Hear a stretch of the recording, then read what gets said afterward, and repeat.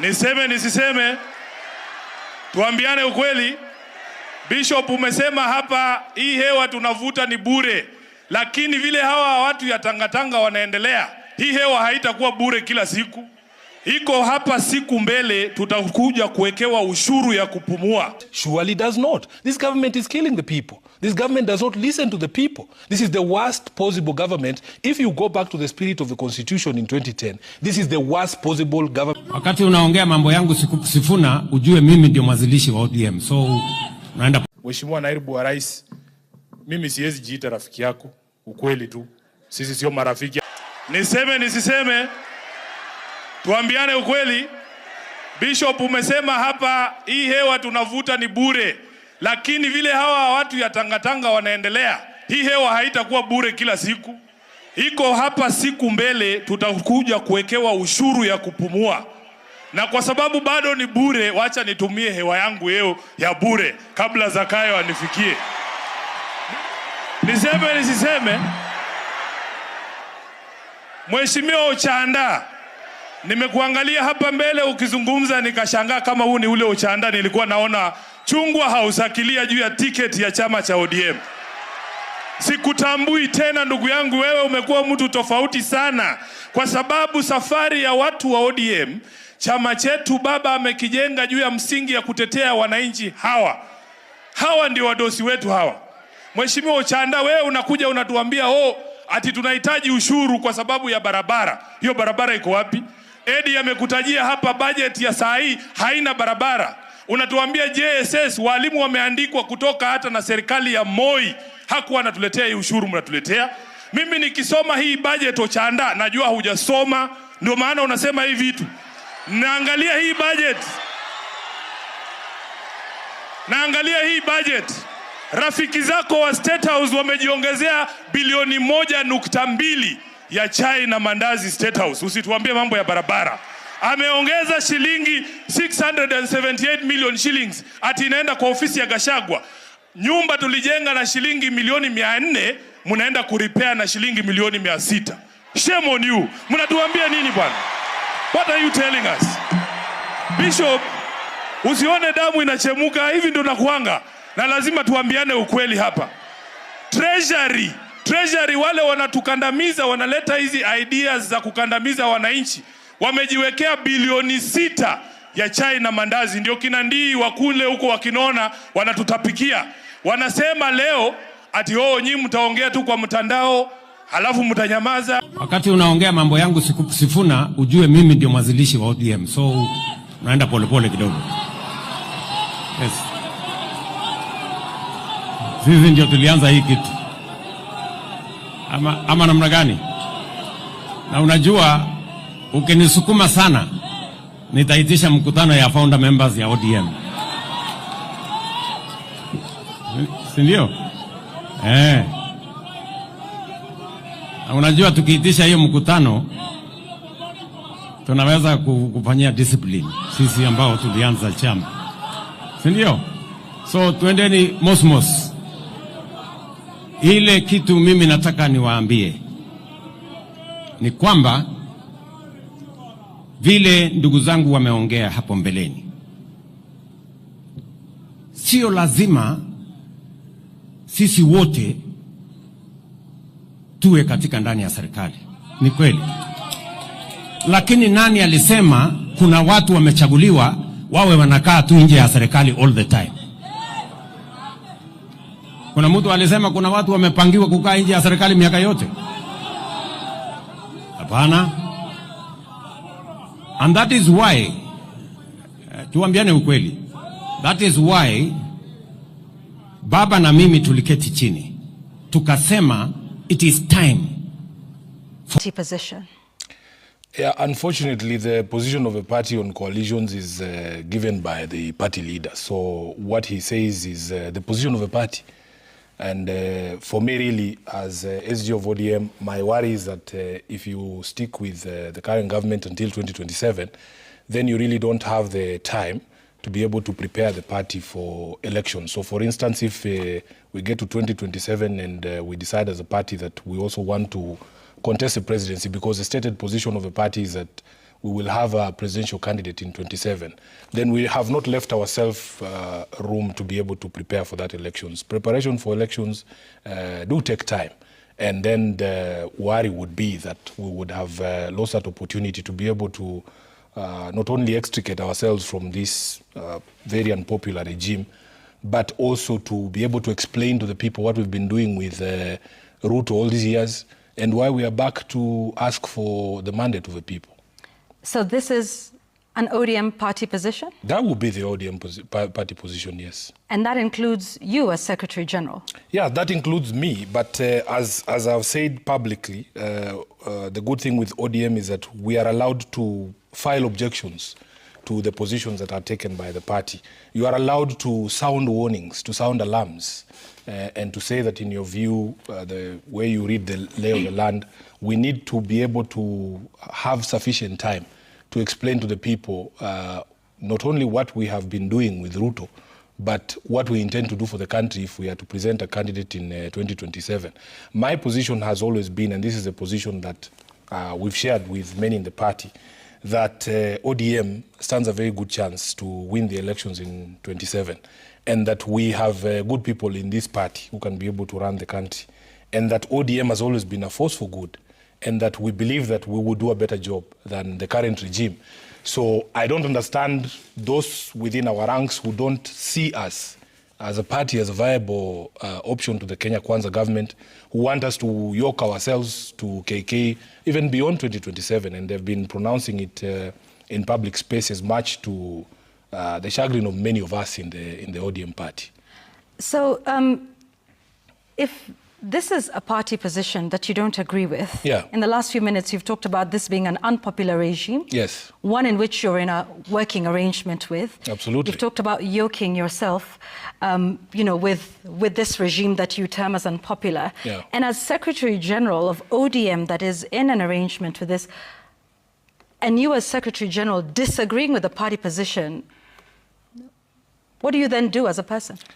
You can just ask me why I won't resign, Yvonne. Don't be shy. You know, you and me started this thing way back. I was telling you before we started, the first time I was on TV was with you. The reason I will not resign yet is because I've not given up yet. I have not given up on members of ODM, because ODM is a mass movement, Yvonne.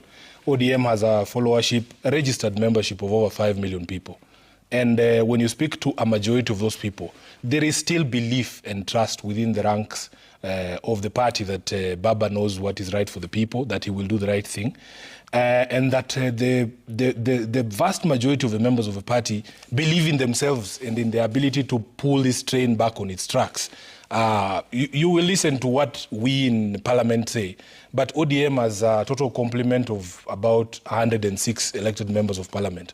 Compare that to the 5 million in the grassroots there who have given support to this political party for years. Secondly, many of us, like I personally, speaking as Sifuna, I have known one political leader all my life. I tell the story of how I became interested in politics in 2002. I was at the university. We were the kids who were singing Yote Yawezekana Bila Moi. I have not listened to another political leader, including those ones who ran around from Maushago. I have listened to Raila Odinga all these years. And ODM as an institution, Yvonne, has existed for 20 years. It takes a lot of blood and sweat and pain to build an institution the size of ODM and to have that longevity for all that time. You cannot just give up and say you are going to quit on all that membership. But I want to say here that on the day that I give up, I will tell you, I will say it publicly that I have lost the battle to rescue this party and to bring it back to where it was. And we will have lost collectively as members of ODM, because I cannot do this thing on myself or on my own. So the day I give up, I will let the country know that I tried my best, but I lost that battle, and then we will take decisions from there.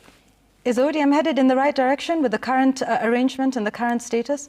Let's just say that there's a lot of confusion. I have told my party leader that there was a time when it was very easy to be SG of ODM. You would wake me up in the middle of the night and ask me anything, because what we agreed is that you can compromise on tactics, but you can never compromise on your values. There is things that ODM stands for. If you woke me up in the middle of the night and asked me my position on devolution, my position on rights and Article 37, for instance, I would give you an answer straight away. But right now, there is a lot of confusion because I come to these shows and to the media and in those public barazas, and I struggle to explain that we're the same political party. Then you will see a member of ODM who maybe used to hold a premier position, now is a cabinet secretary, say the exact same opposite. It leaves our support very, very confused. And I want to apologize to members of ODM today for all the confusion we as a leadership have caused, because it is very difficult now to discern the position of ODM on major issues. And that is the biggest sadness, because it should be easy. It should be easy. When a member of ODM proposes a bill saying, oh, we want to limit the rights under Article 37. What is ODM without Article 37? What is ODM without street protests? What is ODM? ODM is a movement that has been built on the strength of the people. So you cannot be the ones telling us today that, oh, you are sponsoring a bill to limit the rights under Article 37. We swore to this constitution. And that is where confusion comes in for people like me, because I now can no longer pronounce myself authoritatively on the position of a party when it comes to the rights under Article 37. You know? And that is where the difficulty begins. So you say it's confused. You yourself cannot articulate the values and the position of the party. Correct. As Secretary General. Because that position is difficult to discern when we don't have a unified position we are all speaking from as members of a party. It is essentially the Wild West now. Everybody is just doing what they want. Somebody will wake up, they are elected on ODM, they say, oh, they are forgotten. They are forgotten that Raila Odinga is still the leader of the party. They are forgotten that ODM still exists to fight for political power. You are already supporting a third party for re-election. Why do we exist as a political party if you are going to shout the slogans of other political parties? So, Senator, if as Secretary General you feel this strongly about the party yes. That you lead in position of Secretary General, in other democracies, Senator, you would resign. That's what I'm telling you. I have not given up. I still think there is hope? I also believe in my own power of persuasion, even within the party, to be able to pull the train back on its tracks. And I've told you, it will be very difficult for me to abandon all those 5 million people who believe that the leadership of the party will do what is right when the time comes. So until we cross that bridge, when we reach that bridge, I am a very forthright and open person. I will let the public know that I have done my best, but I've been unable to convince the party that the path that we have taken is not the right path. Well, let's speak about that power of persuasion, because structurally, as the Secretary General yes. Of a party, that role is a platform of advice and perhaps direction. Absolutely. Right? Upwards, downwards. Absolutely. Sometimes both ways. Have you lost that power of persuasion in the party when we see the party leader saying something different from you? The party chair says something different. You yourself are expressing shock and dismay at a proposal of a bill by one of your own members. So what kind of advice have you ever provided to the party leader? Let's speak particularly with regards to this current... Decisions of ODM are made in a collegiate manner. Like, you will have a meeting, and in that meeting, of course, not everybody will see the things or everything from the same perspective. So I will give my perspective, and majority or more of the people that are present in that room will give a different perspective. That is not to mean that I have lost my power of persuasion, because there are fights that I have won in that political party. Because it doesn't seem like you're winning any battles in your party. Lately, there are not too many. Right. Lately, there are not too many. Like, I am on record having advised a party against doing this MOU with UDA. And they still went ahead. We still went ahead and entered that MOU. But you see, the beauty is that you are proven right every day. I warned that the problem with doing a formal MOU with UDA is that it didn't matter what the MOU said. The people from UDA, the government, William Ruto, is not interested in the details of the MOU.